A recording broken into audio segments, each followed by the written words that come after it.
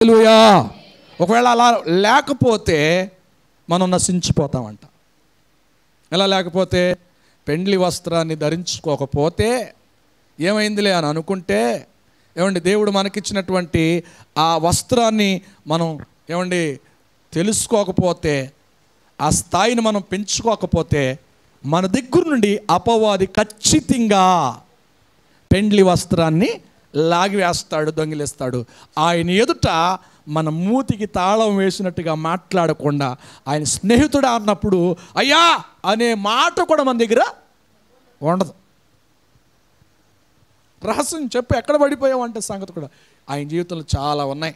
ఆ వ్యక్తిని అడిగిన జీవితం ఒకవేళ మన జీవితంలో ఉన్నాయా? ఒకవేళ ఇప్పుడే ఈ భూమి మీదగా ఆయన రాకముందే మనం వాటిని విడిచిపెడదాం. మనం సిద్ధపాటు కలిగి ఉందాం. దేవునికి స్తోత్రం. మత్తయి సువార్త 7వ అధ్యాయం 13వ అధ్యాయం 3వ వచనం. మత్తయి సువార్త లూకా సువార్త లూకా సువార్త 13వ అధ్యాయము 3వ వచనం. లూకా 13వ అధ్యాయము 3వ వచనం.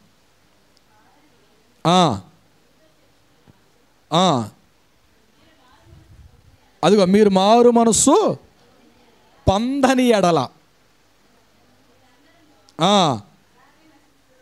మారు మనసు పొందితే నశిస్తారా? మారు మనసు పొందకపోతేనా?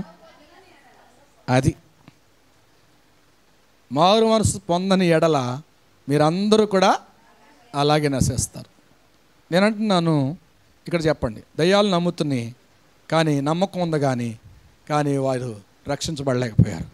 నేనన్నా మనలో నమ్మకం ఉంది, ఆ మెట్టు వరకే కాదు, క్రియలతో కూడిన మార్పుతో కూడినటువంటి ఏమండి ఆ వస్త్రమును మనం, పెండ్లి వస్త్రాన్ని మనం కాపాడుకోవాలి. దేవునికి స్తోత్రం. కాస్త కొంచెం భక్తి జీవితం పెరిగిన తర్వాత మనకి, నేను అంటున్నాను వేరే అనుకోకండి, మన తల మీదకి 2 కొమ్ములు వచ్చేస్తాయి.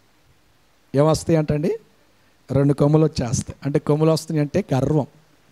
ఏమొస్తాయి అంటండి? గర్వం. వాక్యం చదవగలిగితే, పాట పాడగలిగితే, ప్రార్థన చేయగలిగితే, నేను అంటున్నాను కాస్త అపవాది మనల్ని అలా జలకిస్తూ ఉంటాడు. వాడు వచ్చులో వాడి వల్ల మనం పడకూడదు.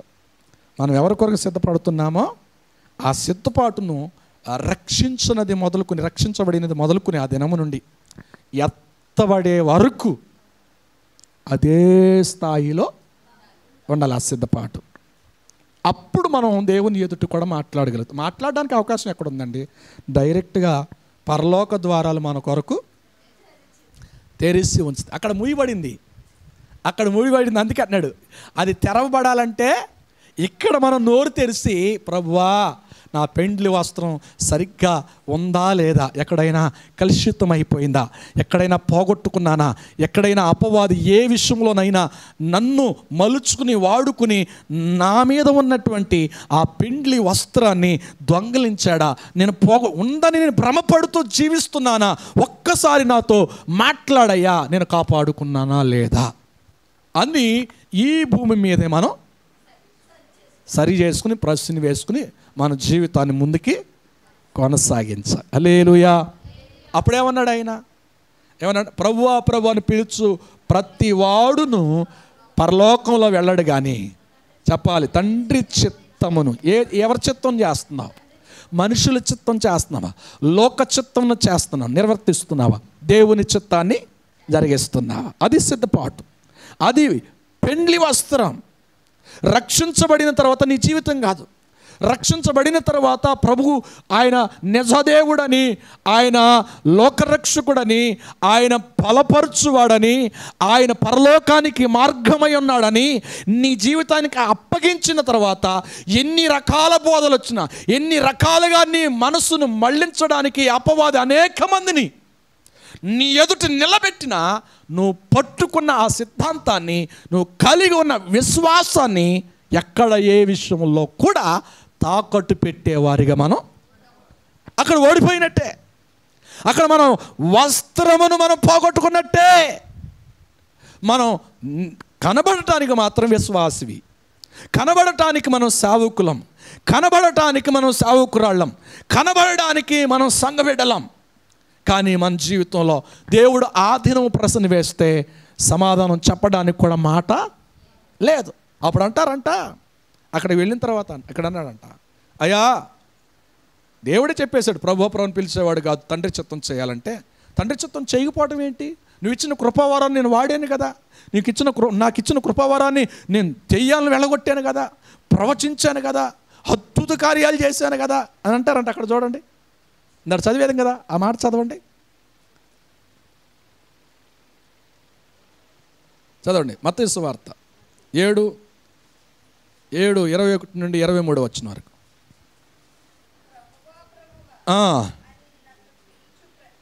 ప్రతివాడును పరలోకంలో ప్రవేశించుడు కానీ పరలోకమందున్న నా తండ్రి చిత్త ప్రకారము ఇంకా ఆ దినమందు అనేకులు నన్ను చూచి ఏమంటారంట అండి, ఎంతమంది వచ్చేస్తారంట, నామకార్థ క్రైస్తవులు అందరూ వస్తారంట, మేము బాప్తిసం తీసుకున్నామయ్యా అని చెప్పేసి, అయ్యా మేము పెద్ద పెద్ద మీటింగ్లు పెట్టే సభలు పెట్టామయ్యా, అనేక సంఘాల నుండి అనేక మందిని మేము పోయి సత్యబోధలు నడిపించామయ్యా. వాళ్ళు ఏమన్నా వాక్యం చెప్పి రక్షించారంటారా? ప్రార్థన చేసి సంఘాలను కట్టేశారంటారా? అనేకులు వచ్చేస్తారంట. ఈ రోజున వ్యాపారం అయిపోయింది సేవ, పోటీలుగా ఉందే. మా దగ్గరికి ఎంతమంది వస్తుంది? 7,000 మంది వస్తున్నారండి.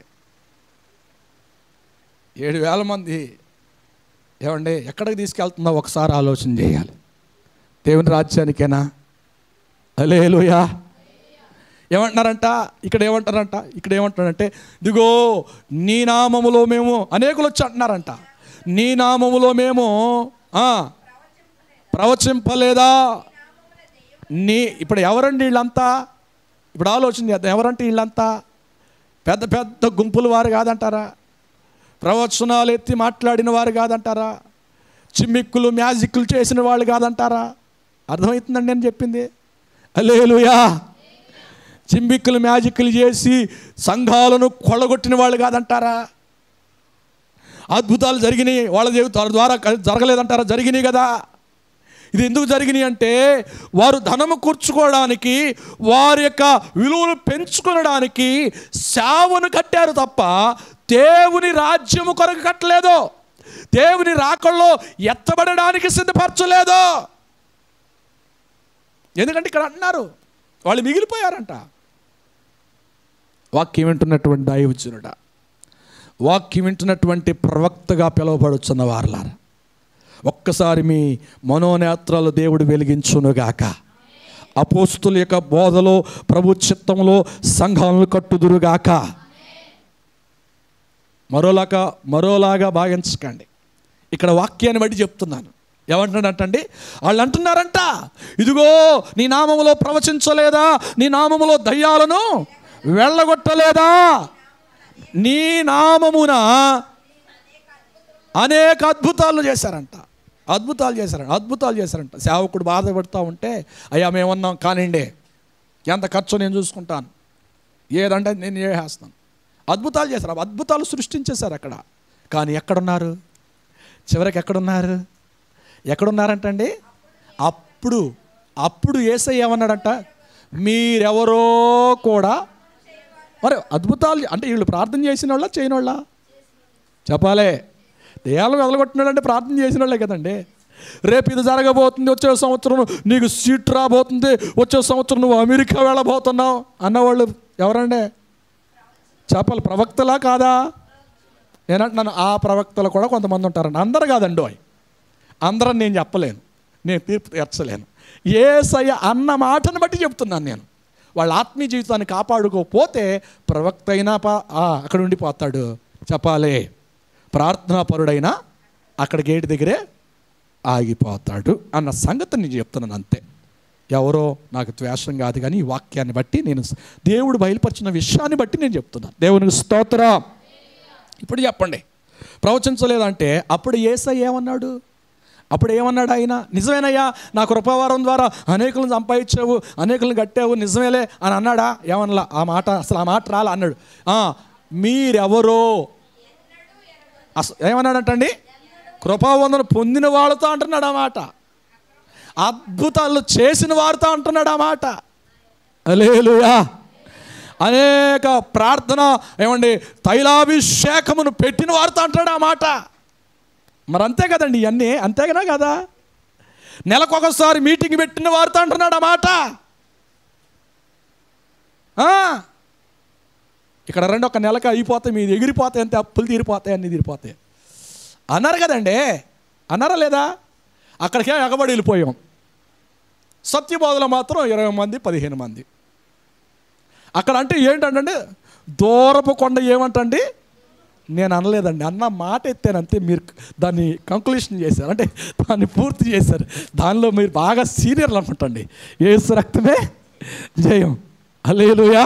ఫుల్ఫిల్ చేసే విషయంలో విశ్వాసులంతా మేధావులు ఈ లోకంలో లేరండి. అంతే. దేవునికి స్తోత్రం. అందుకే నేను అంటున్నాను, అసలు మీరు ఎవరో నాకు అసలు ఆ మాట అనిపించుకోకూడదండి. ప్రార్థన చేసిన మనము, ప్రవచనం ఎత్తిన మనము, ఉపవాసం ఉన్న మనము, సంఘాలని కట్టిన మనము, రక్షణ పొందిన మనం, మారు మనసు పొందిన మనం, ఆత్మ జీవితంలో ఆత్మ విశ్వాసంలో కలిగి ఉన్న మనము, పరిశుద్ధంగా జీవించిన మనము, అంతేనండి. ప్రతిష్ఠత కలిగి పవిత్రంగా బ్రతికిన మనము, ప్రశస్త వస్త్రము విలువ జీవితాన్ని కాపాడుకున్న మనము, తర్వాత పెండ్లి వస్త్రమును కాపాడుకుందుముగాక. హల్లెలూయా. ఏ వస్త్రం అంటండి? పెండ్లి. ఆ తర్వాత ఏం జరిగింది? మళ్ళా మూలవాక్యంలో కాదు, ఏది మత్తయి సువార్త 21:22-12 ఏమన్నాడంటండి? స్నేహితుడా, పెండ్లి వస్త్రం లేక, అది ఏమన్నాడంటండి? ప్రేమానందం పాస్టర్ గారు ప్రార్థన చేస్తే వచ్చేసానయ్యా. ఆయన పద్దాక నేను ఇస్తున్నాను కదా, ఆయన నా కొరకు ప్రార్థన చేయ, అయ్యా నీ మందిరంలో నీ పరలోకం వెళ్ళాలి, ఆ పరలోకంలో ఉండాలని చేయాలి ఆయన ప్రేమ. ఎందుకంటే ఇస్తున్నాడు కదా. ఈయనకి ఇది ఆనందం. ఎవరికి ఇచ్చే ఆయనకి, ప్రార్థన చేసే ఆయనకి. అయ్యా నేను ఎట్లయినా కానీ మీతో పాటు పరలోకంలో ఉండాలయ్యా, పరలోకి వచ్చేయాలయ్యా. వచ్చేసాడు ప్రార్థన చేస్తే. ఎవరు? ఆయన వచ్చేసాడు. ఎవరు ప్రార్థనను బట్టి వచ్చేసాడు. వచ్చేసిన తర్వాత అక్కడ ఏమి లేదంటండి, సిద్ధపాటు పెండ్లి వస్త్రము లేదు. హల్లెలూయా. లేదు కనుక లేని వారికి ఎలా ఉంటారు? లేని వారి పరిస్థితి ఏమిటి? అక్కడే రాశాడు. అంతటి రాజు ఏం కట్టేయమన్నాడు? నేను అంటున్నాను, ఒక మాట చెప్తున్నాను మన మాటగా, ఒక్క తనుదంత వెళ్ళి పడిపోయాడండి. అంతేనా కాదా? మరి అంత విద్వారంగా జీవించిన వాడు ఒక్క తను కోపం వస్తే అంతే కదా. అట్లా అనమంటలా. ఎవరన్నాడు తెలుసా? కాళ్ళు. అసలు రక్షించబడిన తర్వాత ఆగాడా? ఆగలా. ఎక్కడ పడితే అంతా నాదే అని అంటాడు. ఎక్కడ పడితే అక్కడికి వెళ్ళిపోయాడు, అంతా నాదే అన్నాడు. అందుకే ఏం కట్టాలి? అక్కడ ఆగనుండి ఎక్కడ కట్టమన్నాడు? ఇక్కడ కట్టేడు ఆగుతాడని చెప్పి కట్టేసాడు. యేసు రక్తమే. తర్వాత ఇంకో మాట ఉంది అక్కడ. ఏమన్నాడంటండి? అక్కడ అక్కడ ఏముందంటే కాళ్ళు చేతులు కట్టి ఎక్కడ పడేయమన్నాడు? వెలుతురుంటున్న దగ్గర పడేయమన్నాడు, చీకటి ఉన్న దగ్గర పడేయమన్నాడా? చూసిందల్లా ఈందే. అప్పుడు ఏది? ఈ భూమి మీద చూసిందల్లా ఈందే. అందుకే మళ్ళా చూడకుండా ఎక్కడికి వెళ్ళకుండా కాళ్ళు చేతులు కట్టేయమన్నాడు. రెండవది, ఎందుకంటే ఎక్కడ పడతా మళ్ళీ అక్కడ నుండి వస్తాడు. ఎక్కడికి? ఈ కాళ్ళు చేతులు కట్టేయిపోతే మళ్ళీ నరకం నుండి మళ్ళీ వస్తాడు. అర్థమైందండి పాయింట్, లాజిక్. అందుకే ఏం చేయమన్నాడంటండి? కాళ్ళు చేతులు కట్టే మళ్ళా వెతుక్కుంటా ఎక్కడుందా వెళ్తురు అనుకుంటూ వస్తాడని. ఎక్కడంటండి? కట్టిక చీకట్లో కనబడకూడదు వెలుతురు అనేది.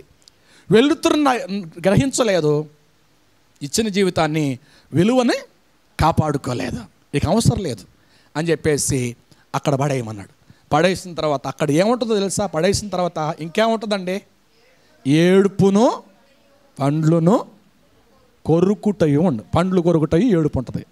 అక్కడ ఎక్కడైనా ప్రార్థన చేస్తే యేసయ్య వింటాడేమో, ఎక్కడైనా మన ప్రార్థన విని ఎవరైనా మన భర్త అయినా మారుతాడేమో, కానీ అమ్మో నా భార్య నా కొరకు ఏడుతుందని అక్కడ ఏడిస్తే నీ కొరకు మారేవాళ్ళు, సహాయం చేసేవాళ్ళు కూడా లేరు. ఎందుకంటే ఒక ఉదాహరణ చెప్తాడు యేసయ్య. ఆ మాట చెప్పి నేను ముగిస్తా. ఏమంటాడంటే ధనవంతుడును దరిద్రుడు, ధనవంతుడు దరిద్రుడు. ధనవంతుడి పేరు రాయబడలేదు, కానీ దరిద్రుడైన లాజరు పేరు రాయబడి, భక్తి గల వాళ్ళ పేర్లు జీవగ్రంథంలో రాయబడి. భక్తి లేని వారి పేర్లు ఈ లోకంలో ఎంత అమోహంగా జీవించినా, ఎంత గొప్పగా జీవించినా వాళ్ళ పేరు జీవగ్రంథం లేదు. కాబట్టి దేవుడు ప్రస్తావన ఎత్తి మాట్లాడేటప్పుడు వారి పేరు ఉండదు. ధనవంతుడు అంటాడు, సొంపకొబ్బు గుర్తుదారుడు అంటాడు, ఇంకేదైనా ఆ బిరుదు ఈ భూమిలో ఉన్న బిరుదే మాట్లాడతాడు తప్ప పరలోకంలో ఉండే ఆ బిరుదును బట్టి, పరలోకంలో రాయబడిన ఆ జీవగ్రంథంలో పేరెత్తి మాట్లాడనే. దీనికి ఆధారం ఇదే, ఈ వాక్యమే. ఆ ధనవంతుడు ఏమండి ఆ చీకట్లోకి వెళ్ళాడు, పళ్ళు కొరుకుతూ ఉన్నాడంట. కొరుకుతున్న సమయంలో అక్కడి నుంచి మాట్లాడుతున్నాడంట. ఎందుకంటే నేను చాలాసార్లు చెప్పాను, పరదేశి నరకము దగ్గరలో ఉంది. ఆ వాక్యాన్ని బట్టి, లూకాసు వార్తను బట్టి అక్కడ వారు ఇక్కడ వారికి కనపడుతున్నారట, ఇక్కడ వారు అక్కడ వారికి కనపడుతుంది. అది ఎలా కనపడుతున్నారు? స్పష్టంగా కనపడుతున్నా, మళ్ళీ మసగ్గా వాళ్ళ మధ్యలో ఏముందంటండి? అగాధము ఉంది. ఆ తర్వాత యేసయ్య సిలువలో మరణించి చెరనుగా తీసుకెళ్ళిపోయి మధ్యాకాశంలో పరలోకంలో ఒక భాగంలో పెట్టేశాడు. నరకం మాత్రం కింద అడుగు బాగానే ఉంది. ఇక పరిశుద్ధులు లేరు, అక్కడ వెళ్ళిపోయారు. యేసయ్య సిలువను బట్టి తీసుకుని వెళ్ళిపోయాడు. కనుక అక్కడున్నటువంటి ఆ ధనవంతుడు అంటున్నాడంట, అయ్యా నాకు ఇంకా ఎంతమంది ఉన్నారంట? 5 ఉన్నారయ్యా, నన్ను పంపించయ్యా, ఈ బాధ ఏంటో నాకు తెలిసింది, ఇక వాళ్ళైనా రక్షించబడతాను, నేను వెళ్ళిపోతాను నరకంలో అన్నాడంట. ఆయన నువ్వు వెళ్ళటం కుదరదురా, నువ్వు వెళ్ళటం కుదరదురా అబ్బాయి అన్నాడంట. ఏదో అబ్రహాంతో అదా మాట్లాడుతున్నాడు దేవుడు. అబ్రహాముతో అడుగుతున్నాడు ఈయన ధనవంతుడు. అబ్రహాము నా తండ్రి అయిన అబ్రహాం అంటే ఈయన కుమారుడే కదా, అంటే దేవుని ఎరిగిన వాడే కదా. నేను చెడ్డగా నేను మార్చాను, సిద్ధపడినటువంటి ఆ లోకాన్ని, సిద్ధపడిన ఆ స్థలాన్ని నేను లెక్క లేకుండా నా వస్త్రాన్ని పోగొట్టుకున్నాను, నా వస్త్రాన్ని అపవాది దొంగిలించినప్పుడు నేను అలాగే ఉండిపోయాను. అయితే వాళ్ళు భూమి మీద ఉన్నారు, నన్ను ఇలాగే పంపిస్తే ఇక్కడ ఏం జరుగుతుందో మొత్తం ఏం చెప్పదంటే, ఇక్కడ ఏమంటే సీరియల్ చూసేవాళ్ళని అడగాలి, సుత్తి కూడా చెప్పేస్తారు. అలాగే ఈయన ఏమంటున్నాడంటే మొత్తం చెప్పేస్తానంటే, నువ్వు మొత్తం చెప్పినా అవసరం లేదు, కొంచెం చెప్పినా అవసరం, నువ్వు వెళ్ళటానికే వీల్లేదే, వచ్చేసేవంతే బంధించబడ్డావు. అలాగైతే నీ రొమ్మునున్నాడే ఆ లాజరు నన్ను పంపించి ఇక్కడ పరిస్థితి ఏంటో చెప్పకపోయినా అక్కడ పరిస్థితి అన్న చెప్పండి అయ్యా, పరలోకంలో ఇంత నెమ్మది ఉందని చెప్పి ఆయన పంపిమంటే, నెమ్మది గురించి, ప్రశాంతత గురించి, నరకం గురించి భూమి మీద వాళ్ళు తెలుసుకోవాలంటే ప్రవక్తలు ఉన్నారు, ధర్మశాస్త్రము అక్కడ ఉంది. ఆ మాటే ఎవరున్నారంటండి? అందుకు అబ్రహాము వారి ఎవరి యొద్ద? భూమి మీద ఉన్న వారి యొద్ద మోషే అంటే ధర్మశాస్త్రమును ఏమంటే దేవుడు ఆయన ద్వారా అందించబడిన దైవ లేఖనాలు, వాక్యం ఉన్నదే. తర్వాత ఆయనకు ముందు ఏమండి ప్రవక్తలు ఉన్నారు. అంటే ప్రవక్తలు అంటే ఏంటి? నువ్వు పాపం చేస్తే కనుక నీకు నరకం ఉంది, పాపం చేస్తే కనుక నీకు శిక్ష వస్తుంది అని ఖండించే బోధ ఉంది. ఆ ఖండించే బోధకి వాళ్ళు ఏమైనా మనసు మారి వారి జీవితాన్ని నాకు అప్పగించుకున్నారనుకోండి, దేవునికి అప్పగించుకున్నారనుకోండి, వాళ్ళు పెళ్లి వస్త్రాన్ని ధరించిన వాళ్ళే. హల్లెలూయా. అర్థమైందా? అర్థమైపోయిందంటారా? యేసు రక్తమే. అర్థమైన వాళ్ళు మాత్రం చక్కగా నవ్వుతున్నారండి, రత్నాలుగా. అర్థమైన వాళ్ళే మాత్రం అట్లాగే ఉన్నారు నిద్రమత్తులో. యేసు రక్తమే. హల్లెలూయా, హల్లెలూయా. ఇప్పుడు చెప్పండి, పెళ్లి వస్త్రం అంటే ఏంటో అర్థమైందా? అది ఉందా లేదా? అపవాది దొంగిలించాడా? మనం కాపాడుకున్నామా? ఆ యెరూషలేము నుండి ఇప్పుడు సంఘ వాగ్దానం ఏమిటి? దేవుడి సంవత్సరం ఇచ్చింది. యెషయా గ్రంథం మూలవాక్యం 52 యెరూషలేమా సియోను లెమ్మో నీ బలము ధరించుకునుము, యెరూషలేమా నీ సుందర వస్త్రములను ధరించు. సుందర వస్త్రం అన్నాడా, వస్త్రములు అన్నాడా? వస్త్రములు. వస్త్రములు అంటే ఏకవచనం. అంటే వస్త్రాలు ఎన్ని? ఒక క్రైస్తవుడిగా, దేవుని బిడ్డగా, ఒక సేవకుడిగా, సేవకురాలుగా, దేవుని బిడ్డలుగా మనం ధరించవలసిన ఆత్మీయ జీవితంలో 8 వస్త్రాలు. ఈ వస్త్రంతో ఒకటి ముగించేస్తాను. ఒకటి మారు మనస్సు అనే వస్త్రము, ఉల్లాస వస్త్రం. 2 నీతి అనే రక్షణ బాప్తిస్మము వస్త్రము. 3 బంగారు బుట్టా పని వస్త్రము, అనగా అమూల్యమైన విశ్వాస జీవితం. 4 చెప్పాలి జయ జీవితం, అంతేనండి. జయ జీవితం, తెల్లని వస్త్రం ధరించాలి. దేవుని స్తోత్రం. తర్వాత 5 ప్రతిష్ట వస్త్రం, అంటే ప్రత్యేకంగా మనలో వంకరతనం కనపడకూడదు, మనలో పవిత్రత కనపడాలి. ప్రతిష్ట చేసుకున్న జీవితంలో మనం కొనసాగాలి. ఎక్కడైనా, ఏ దేశంలోనైనా, ఏ ప్రాంతంలో, ఏ ప్రజల మధ్యలోనైనా. ఆయన అంటాడు, యాకోబు అంటాడు, యాకోబులో ఏ వంకరతయో లేదో, ఏ శకునమును లేదు. అలాగే ఉండాలి. పాత నిబంధన భక్తుల్లో అంత చిన్ననైన జీవితం ఉన్నప్పుడు యేసు రక్తంలో కడగబడిన మనము ఇంకెంత పౌరుషంగా మన జీవితం ఉండాలి, ఎంత పరిశుద్ధంగా మన జీవితం ఉండాలి. 6 ప్రతిష్ట వస్త్రము. 7 ప్రశస్త విలువను కాపాడుకోవాలి. కుటుంబంలో విలువను కాపాడుకోవాలి, తల్లిదండ్రుల మధ్యలో విలువను కాపాడాలి, సంఘంలో విలువను కాపాడుకోవాలి, సమాజంలో విలువను కాపాడు. దేవుని ఎదుట దేవుడు మనకిచ్చినటువంటి తన స్వరక్తం ఇచ్చి కొనుక్కున్న ఆ విలువను తగినట్టుగా మన భక్తి జీవితాన్ని మనం ఆ వస్త్రముగా ధరించాలి. 8 చెప్పండి, పెండ్లి వస్త్రం, సిద్ధపాటు. ఆయన ఎప్పుడు వస్తాడో తెలియదు కనుక మనం ఏం కలిగి ఉండాలంటండి? సిద్ధపాటు కలిగి. బైబిల్ ఇంకో గుర్తు చేస్తున్నాడు పరిశుద్ధాత్మ. ఏమండి, ఆయన నోవాహు కాలంలో జరిగినట్టుగా జరుగుద్ది అన్నాడు, సొదొమ గొమొర్రాలో జరిగినట్టుగా జరుగుద్ది అన్నాడు. మీరు ఎలా ఉండాలంటండి? మిద్ది మీద ఉన్నవాడు మిద్ది మీద నుండి దిగి రాకూడదు. పొలంలో ఉన్నవాడు ఇంటికి సామాగ్రి కొరకు వచ్చారా? మీరు ఎవరిని గుర్తు చేసుకోవాలంటండి?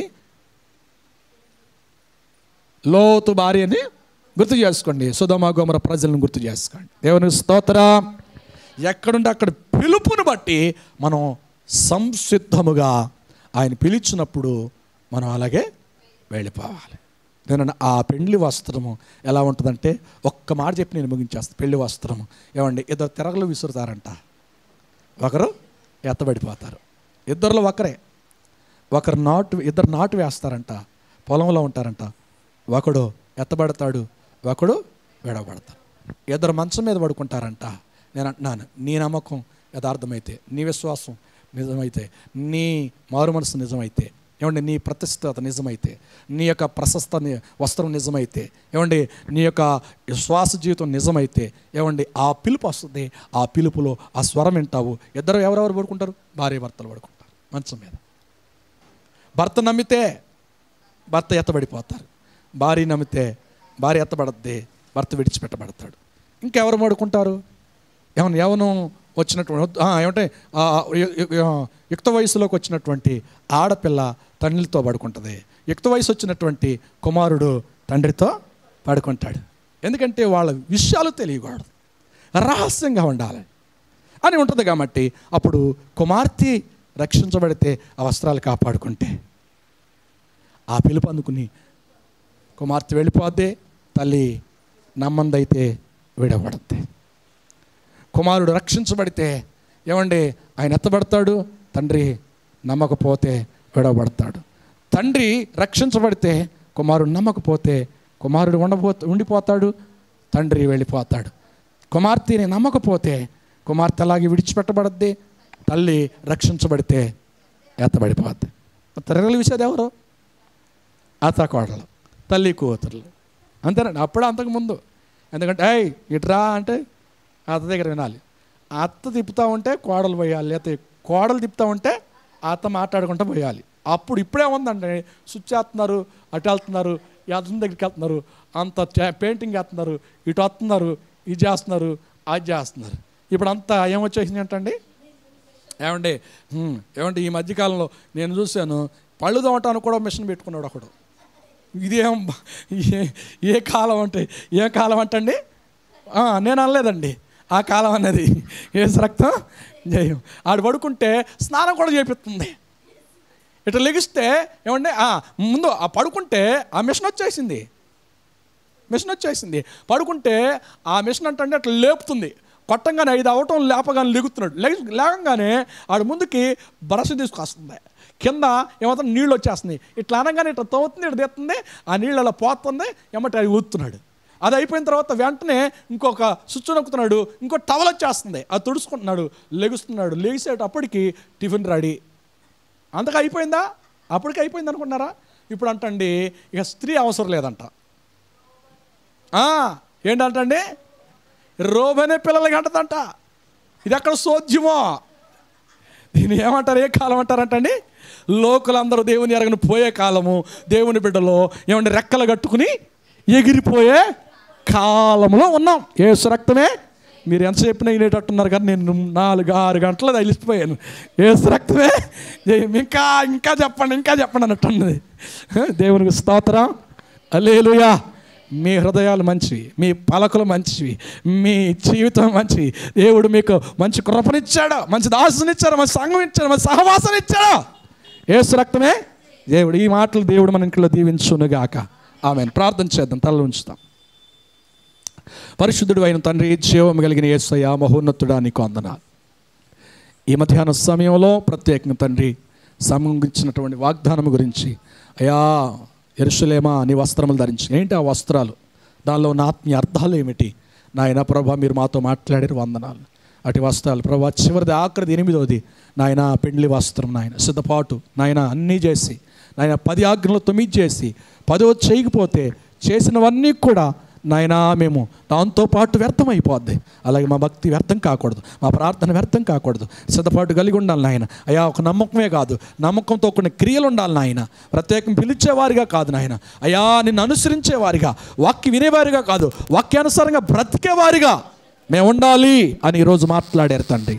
అలాగే ప్రభా, సాతానుడు మా వస్త్రాలు దొంగలించకూడదు నాయన. ప్రభా కాపాడుకోవాలి. కృప దయచేయండి, నడిపించండి, బలపరచండి, దీవించండి. యేసు నామములో ప్రార్థిస్తున్నాము తండ్రి. ఆమేన్. యేసు రక్తమే ప్రభు, యేసు రక్తమే ప్రభు, యేసు నామము సంపూర్ణ విజయం కలుగునుగాక. తండ్రి అయిన దేవుని ప్రేమ, మన రక్షకుడైన యేసయ్య కృప, పరిశుద్ధాత్మ సహవాసం అయిన సన్నిధి కూడిన మనందరికీ, లోకంలో సకల పరిశుద్ధులకు సదాకాలంతో నడిపించునుగాక. ఆమేన్. ఆమేన్. అందరికీ వందనాలు.